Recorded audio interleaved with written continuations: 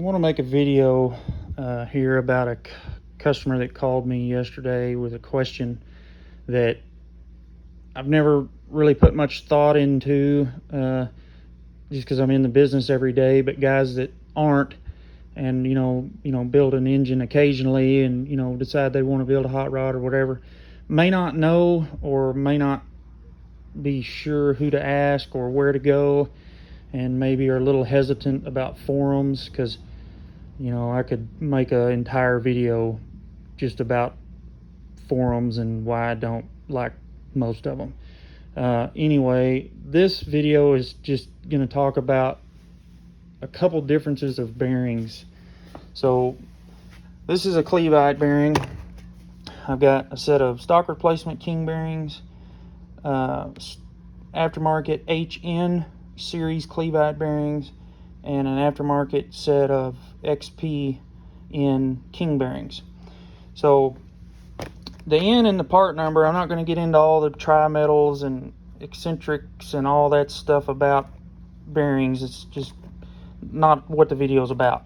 But the N and the part numbers on the Cleveites and the Kings means narrowed.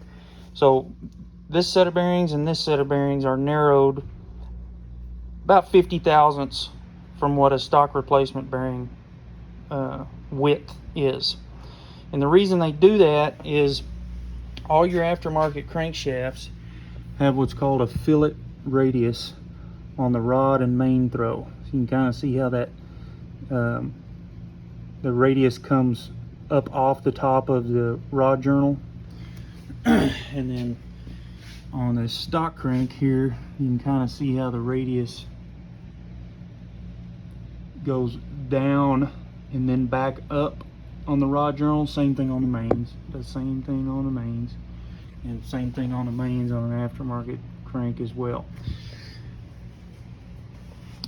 This radius in here is called a rolled radius. It means it's pressed in. It's an engineered stress in the mains and the rods, and it's a way to make a crank a lot stronger quickly.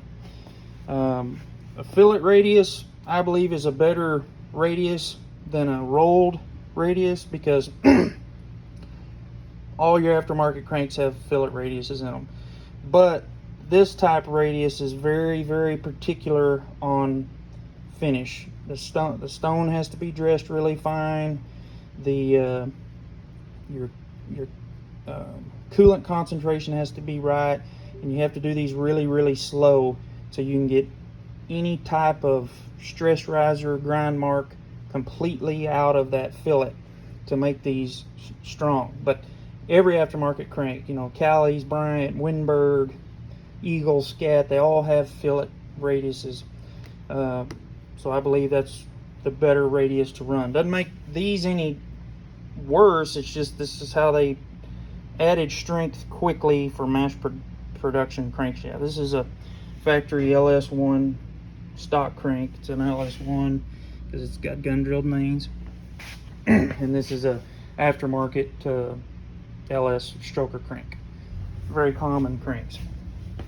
But anyway, this customer called and was saying that the bearing tangs on the rod bearings he was using were in the wrong spot, which I've seen. But upon asking some more questions, he had bought, and it's a good customer, and I don't know why he made this mistake, but anyway, we all have bad days. But he had bought an HN series set of rod bearings for a 340 Mopar that he was putting together with an aftermarket crank. And what it is, and they don't tell you this, and I've never seen it, and they don't tell you on the box anywhere, but the HNs and the XPNs are narrowed 50 thousandths from a stock bearing, and they also have an upper and a lower on the shell. See there, lower. An upper.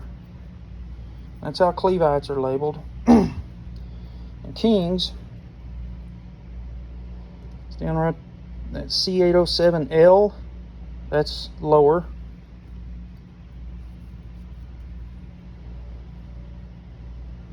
See, C807U, that's upper. Now what that's for is because the tangs are in a different location, and the reason they do that is because these are really more designed for aftermarket forged cranks that are hardened. You know, nitrided is a big thing you read about. They talk about a surface treatment for hardening. So these are really more for that, and most people, when they're spending the money on an aftermarket crank, are spending money on aftermarket rods. So if you look, so every aftermarket rod, some rods will have, well, we'll just talk about what I've got. So this aftermarket set of rods has a wide angle on this side of the rod face. You see how it's a pretty narrow angle on this side of the rod face?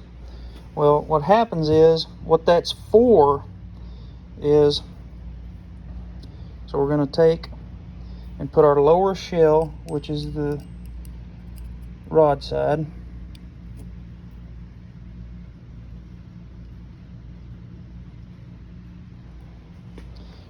like that. You forgive my fingerprints and everything here, but so it's designed to put the tang is where it is to put the offset away from this wide angle on this side of the rod. See there? And what it's for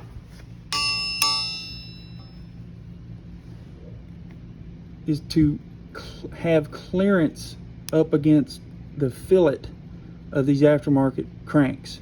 See there? Now their bearing is all the way on the rod surface. That's what that's for. Now, what this guy had not kind of made a mistake on was he got the upper shell in the cap side and the lower shell in the rod side. Now let me show you what that looks like.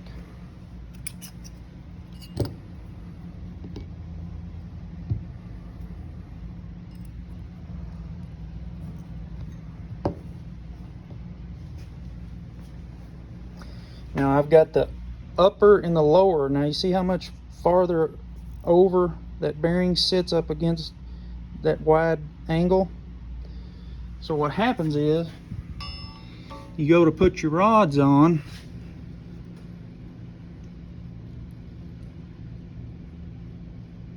see there, we're coming up on that fillet,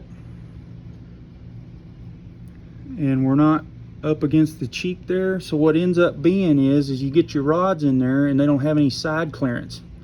You don't have any clearance in between the two rods because your bearings, the bearing offset's wrong.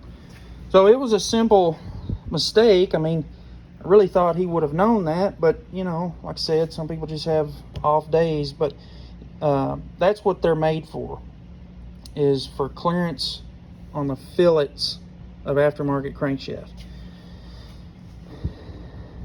Because if you put, which I don't know why anybody would, but if you put a stock bearing, which is what I have here, in an aftermarket rod, see, it's even worse. It's even closer. And then it's even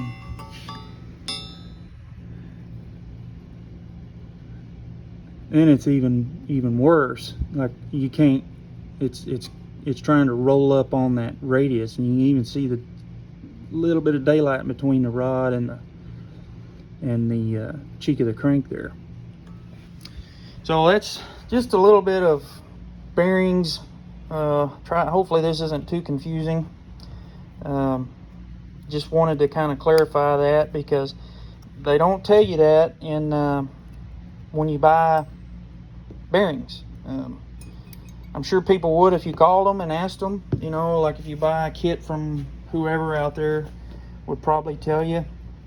But it just seemed like a good opportunity to make a video about H-series bearings and why there's an upper and a lower, and why stock bearings can go either or. You know, because like I said, on a stock crank, whether it's an upper or a lower or a stock one, I mean, you don't have you don't have that issue of the fillet being in the way like that. Because see, that's down below the rod surface, and that's up above the rod surface. So anyway, it's a little bit of tech. If you have any other questions, maybe that I didn't cover, because I'm not real good at this whole video thing, but any other questions, just comment and I'll do my best to answer them.